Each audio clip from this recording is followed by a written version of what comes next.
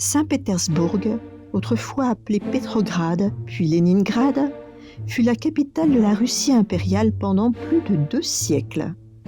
Aujourd'hui encore, elle demeure la 2e plus grande ville du pays après Moscou, mais sa beauté majestueuse cache une vulnérabilité profonde. Bâtie sur un delta marécageux au bord du golfe de Finlande, la ville est exposée à des vents puissants venant de l'ouest. Ils peuvent bloquer l'écoulement du fleuve Neva, long de 74 km, provoquant une montée brutale des eaux et des inondations parfois dévastatrices. Depuis sa fondation en 1703, près de 300 inondations ont été recensées, dont plusieurs catastrophiques. La plus terrible, en 1824, submergea la ville et causa des milliers de morts. C'est à la suite de ce drame que l'ingénieur Piotr Bazine proposa pour la première fois la construction d'un barrage dans le golfe de Finlande. Mais à l'époque, le projet fut jugé irréalisable. Pourtant, le danger persistait. À chaque tempête venue de la Baltique, Saint-Pétersbourg retenait son souffle.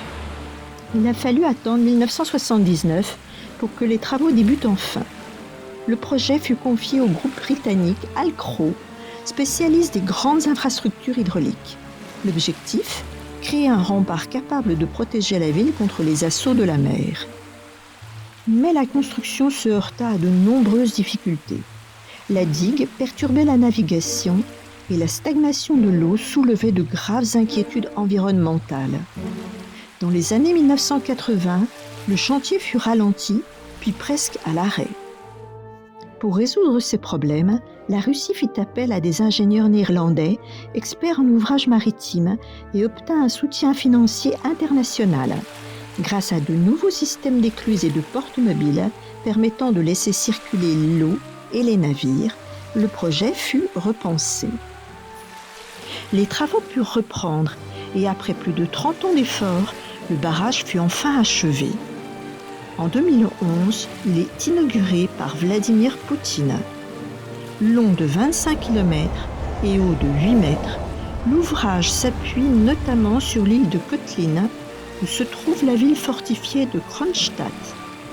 Il intègre une autoroute à 6 voies reliant les 2 rives du golfe. Coût total, environ 2,7 milliards d'euros. Mais sa mission principale reste invisible. Lorsqu'une tempête menace, ces gigantesques portes se ferment, isolant la Neva de la mer Baltique et protégeant la ville. Grâce à ce rempart, Saint-Pétersbourg peut désormais respirer plus sereinement et continuer d'exister là où l'eau, autrefois, voulait tout reprendre.